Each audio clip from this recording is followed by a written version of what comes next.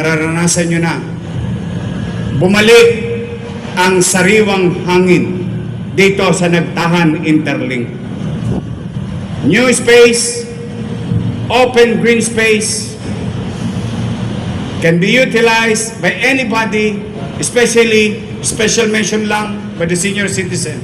We, the Department of Budget, the Office of the President, the Metro Manila Development Authority,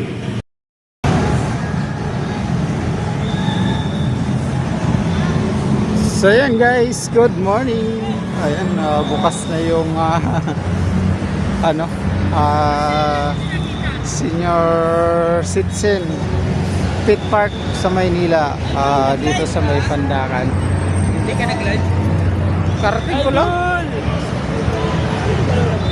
Kakarating ko lang.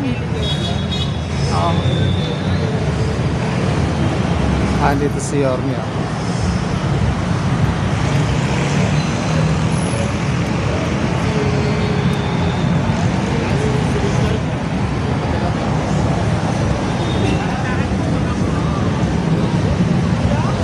Dito yan.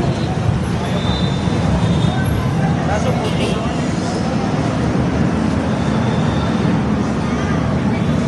Okay.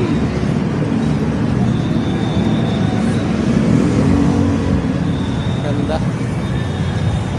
Ito na yung magiging pasyalan ng mga senior citizen. Bukod sa senior citizen ay tayong lahat. Ayan. Ayan, meron din dito kakaibang palaruan, ayan doon, mamaya sundan muna natin si Yorme, yung mga pinupuntahan ni Yorme. At good morning sa ating lahat, sa mga batang Maynila. Ayan. Pa talaga yung mabilisang proyekto ng mayors ko.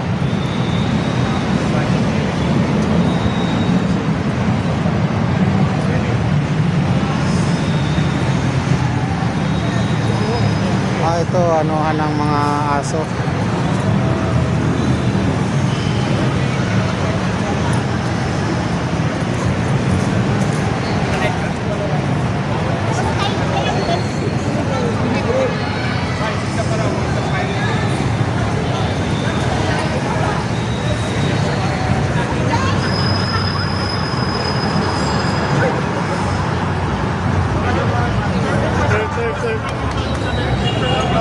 Konti, konti, yan. Konti, konti, yan.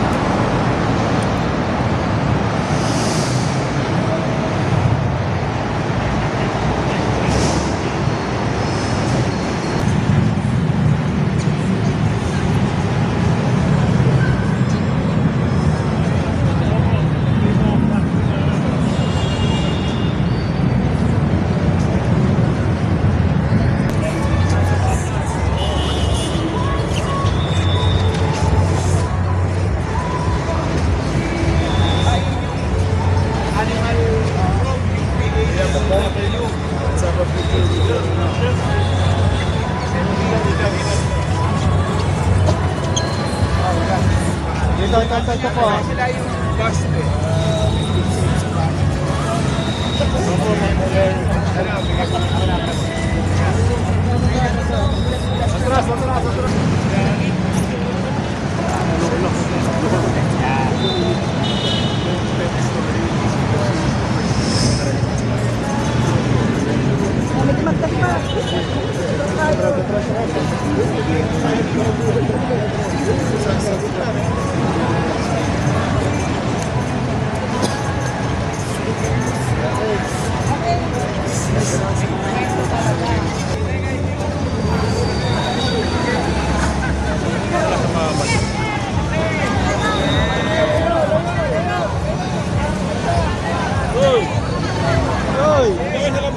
Dito sa labas para makita ang lalaki.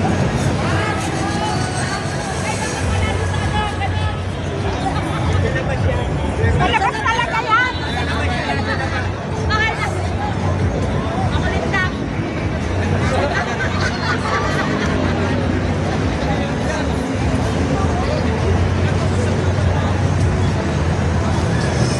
Dente yan, dente.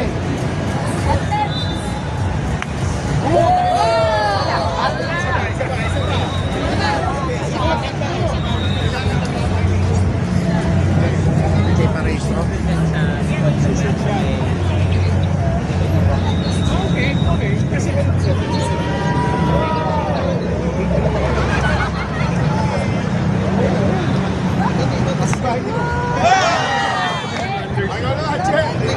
Pinawisa kayo, meron kayong signature. Ayun kasi ang nakalagay sa papel eh. Kaya yung sa papel lang.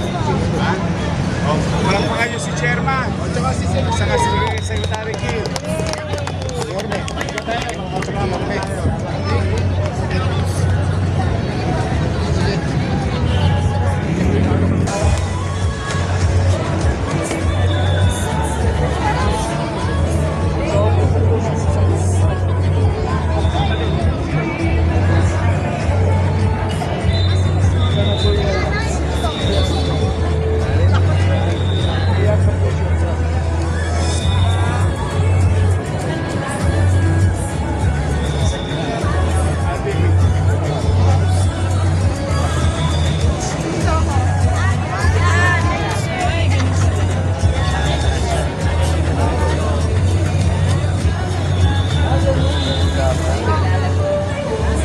Exercise. Pampatigas ng tuhod.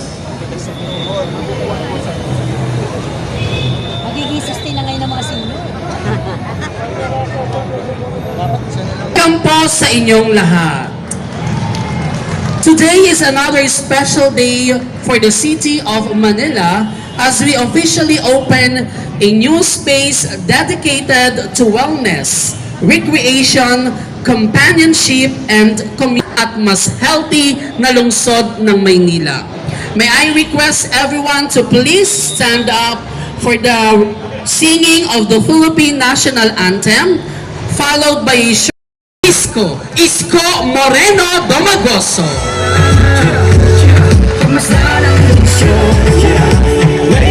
Maupo po kayo sa aking mga minamahal, spoiled. Special na love ko yan.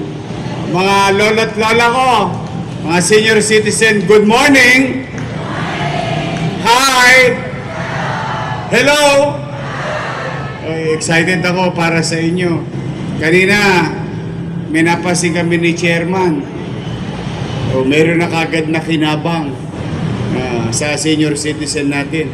May naglalakad doon na isa, ligtas, maayos, na siguro nag-exercise. No? So just imagine that this place can bring to the community. Sa ating mga barangay chairman, kagawad, secretary treasurer, XO, hi! Hello! Okay, kayong mga taga-Pandakan, hinihikayat ko ang mga barangay official na magkaisa at ito ang sentro ng inyong pagkakaisa bilang komunidad sa Pandakan na ikusa ninyo among yourselves as barangay na napapalibutan nito o umiikot sa park na to na bantayan, ipagmalasakit, panatiling malinis. At yung gagawin ninyo ay kalinsabay naman, patuloy na mamumuhunan ang lungsod ng Maynila sa parking ito sa pagbibigay ng seguridad. Kaya napansin nyo, sa akin nakakita, Pet Park, Senior Citizen Park, may gwardiya pa. Kasi sayang, Bakit sayang? As you heard, Secretary Kim said a few minutes ago, may binibigay silang pera sa mga lokal na pamahalaan. At bawat isang yun ay tumutugon sa partikular na menu. Marami po yan, vertical development or horizontal development. Maaring electrification, farm to market road, and so on and so forth. Meron din silang green program. At ang Maynila ay isa sa nagtamasa ng programang ipinatutupad ni Pangulong Bongbong Marcos Jr. At yan, marami dyan, tinamaan natin.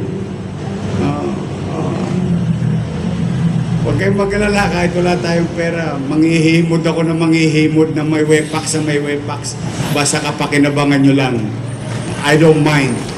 Hindi ko naman pinanghihingi ang sarili ko, kayo naman. Now, here we are in a green program.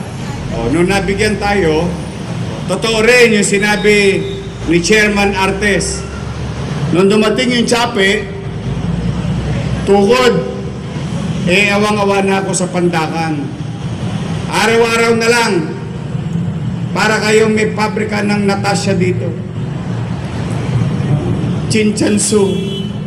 Lagi kami press powder.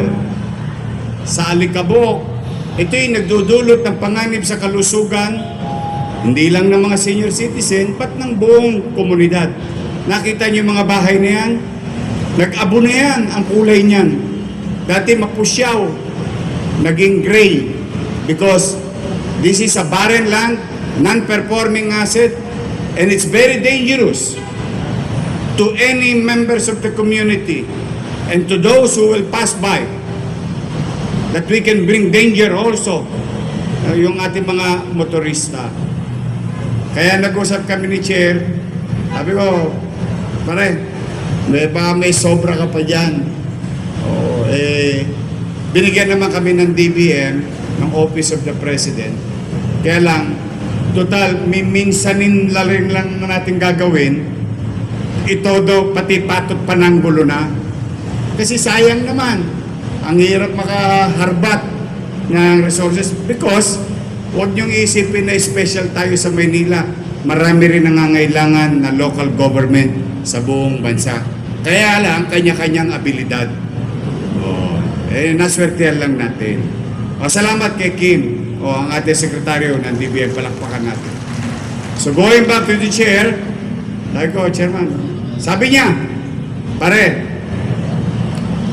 padala mo sa akin yung pera na binigay sa'yo, at tapatan ko. Totoo po yun, yung sinasabi ni Chairman. Nag-appropriate si Chairman para sa lungsod ng Maynila, lalong-lalo na sa Pandakan. Yan ang istorya, ang punot dulo ng kwentong ito, kung saan ang national government, local government, national agency, local government department, nagtulungan ang nakinabang bawat mamamayan ng Pandakan.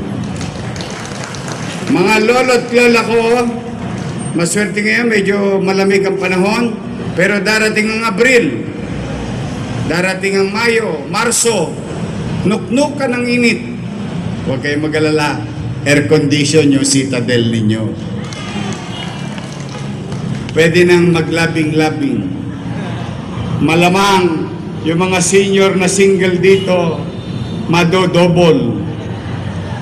Kasi kahit gabi, magagamit ito ng mga taga-Pandakan. Maliwanag, maliwalas, ligtas. At aalagaan ninyo yung mga bambu natin dahil yan ang magbibigay ng sariwang hangin sa pagitan ng usok ng sasakyan. Kaya kung makikita nyo yung disenyo at pinalibutan yan ng halaman para lagi kayong fresh. Hindi yung pag-uwi mo, puro usok. that you're always pressed. But I cannot do this alone. I would like to recognize also our Vice Mayor, Vice Mayor Chi Atienza. Mga kusyal natin, tayo nga kayo. Itong 5 natin kusyal. Ayan. Si Elmer, yung aso niya unang-unang tumira dito. Kaya mga kusyal natin, palakpakan natin sila. At ang pinakamaganda sa Pandakan, ang presidente, ang pinuno ng ating Senior Citizens Affairs, Beth Rivera.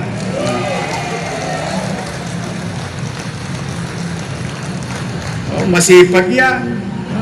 Oh, nako, sa totoo lang. I'm really proud of her. Naiduduktong niya yung gusto kong iparamdam sa aking mga minamahal na lolo't lola. Okay? And also, I would like to special mention din, Robinson dyan. Palakpakan natin ng Robinson. Nag-donate sila. Lakasan nyo! Ulitin ko, nag-donate sila. Nag-donate sila. Yeah. Alam mo, aambon mamaya. Gusto ko yung mga nagdo-donate na babasa para dumarami. I'm really happy that a lot of people, corporation and individual, is been helping the city of Manila. The same thing with President Bongbong Marcos. Despite of our political indifferences, and politically speaking, nagkalabang kami, magkaiba kami ng partido, pagtitingnan mo, politically different. But, sinantabi niya yun, sinantabi ko yun, nagtulungan, siya binoto na presidente, ako na may ibinalik yung mayor, may obligasyon sa Maynila, nagsama, nag-usap, nakinabang, taong bayan. At masaya rin ako for so long. Nangadugyot. Napabayaan na yung isa sa ating mga kinikilalang mabuting Pilipino. Ayan, nandito ang pamilya Guazon. Ayan, palakpakan natin sila. Maayos na, sir. Sa mga mahilig sa aso, pet lover, pusa, aso, ay, welcome po kayo sa Maynila. Dati, tao lang ang welcome. O ngayon, pati hayop. Because this is a very unique concept of local government and national government. Create an open green space for human and for our pets. Makikita natin at talaga pong may mabuting resulta kapag ang mga leader sa bansa nag-uusap, nagpapanagpo, may pinagpapanagpuan, kahit ano pa man, kailangan laging may common ground. At ano yun? Tao. Mamamayan. Kaya, hindi man sa wala man siya ngayon, ay ako'y talaga on behalf of the people of Manila, thank you very much President Bongbong Marcos Jr. Maraming salamat sa kanya. At least pagdaan niya dito, yung itim niya sakyan hindi na magiging puti. Muli, mga nanay, tatay ko, para sa inyo ito, alagaan nyo, ha? Pag malasakitan ninyo. Today, this will be yours. Enjoy it. To the neighborhood surrounding the area, I'm happy for you. Hindi na kayo magpipis-pis ng mga bintana. Magpapagpag ng mga kortina dahil punong-puno ng alkabok. Ngayon, unti-unti, mararanasan nyo na. Bumalik ang sariwang hangin dito sa Nagtahan Interlink. New space, open green space, can be utilized by anybody, especially special mention lang for the senior citizen. We, the the Department of Budget, the Office of the President, the Metro Manila Development Authority, and the City Government of Manila, we offer this to you today. Para sa inyo po ito, mga minamahal kong tagalungsod ng Maynila. Magandang araw at pagpalain nawa kayo ng pong may kapal. Manila! God first. Thank you. Maraming salamat po. Muli po, palakpakan po natin ang ating minamahal na alkalde, Mayor Francisco Isko Moreno Domagoso. At sa lahat po ng ating pong mga nakasama ngayong umaga, maraming salamat din po, Attorney Romando Artes of